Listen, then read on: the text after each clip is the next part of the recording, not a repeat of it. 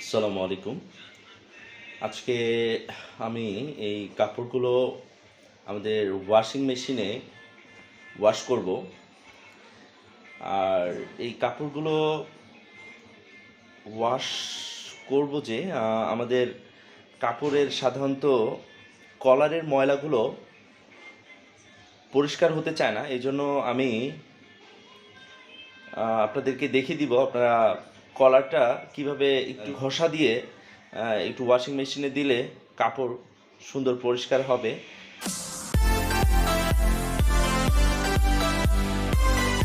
দেখতেই পাচ্ছেন আমি প্রথমে শার্টের কলারটাকে একটু হালকা পানিতে ভিজিয়ে নিচ্ছি।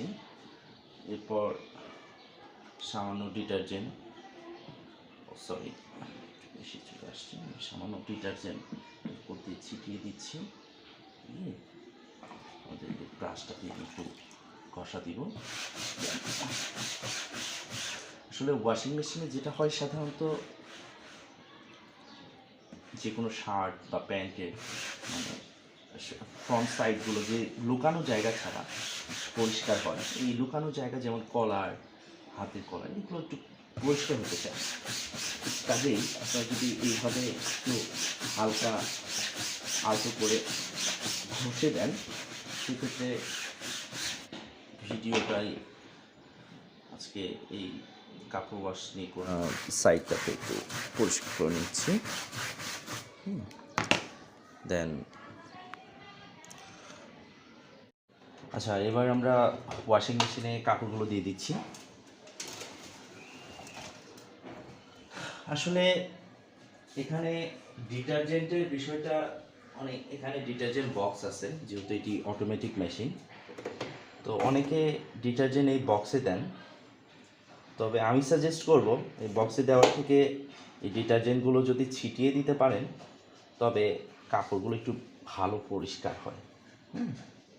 তো এই জন্য আমরা ডিটারজেন্টগুলো ছিটিয়ে দিচ্ছি। আপনি চাইলে ডিটারজেন্ট বক্সেও দিতে পারেন, বাট আমি সাজেস্ট করব যে ডিটারজেন্টগুলো যদি ছিটিয়ে দেওয়া যায়, কাপড় আমার কাছে মনে হয় বেশি পরিষ্কার হয়। সো অ্যাজ ইউর উইশ, আপনার চয়েস।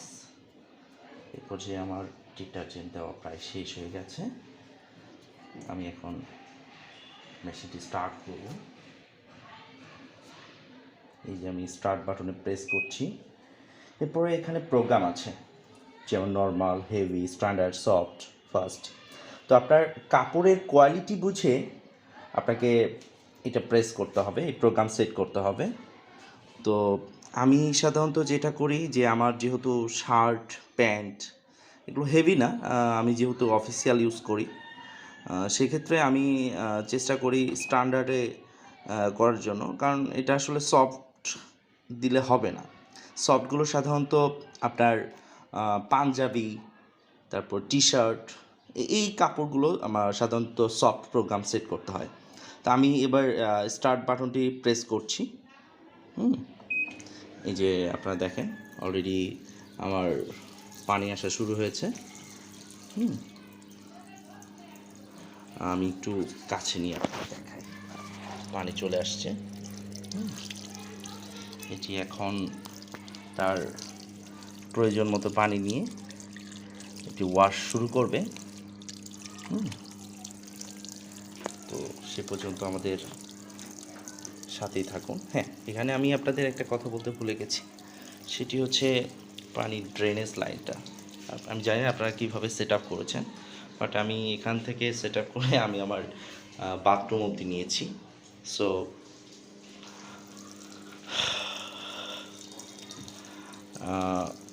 সে পর্যন্ত সাথেই থাকুন। আবার আপনারা দেখতে পাচ্ছেন পানি ভরা শেষে এটি অলরেডি ওয়াশ করা শুরু করে দিয়েছে। তো ওয়াশ হতে থাকুক, এটি 3 বার পর্যন্ত ওয়াশ করবে। দেন কাপড়ের পানি সবটুকু শুকিয়ে নিংড়িয়ে একদম কমপ্লিটলি সিগন্যাল দিবে।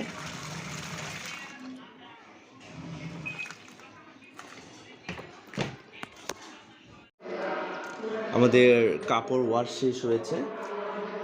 দেখুন কাপড়গুলো আমি এক এক করে উঠাচ্ছি।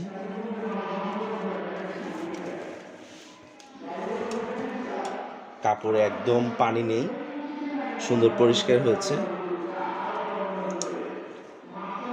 তো আসলে এই ব্যস্ত জীবনে আমরা যারা চাকুরিজীবী, আমাদের জন্য ওয়াশিং মেশিন কাপড় ধোয়ার অন্যতম ভরসা হয়ে উঠেছে।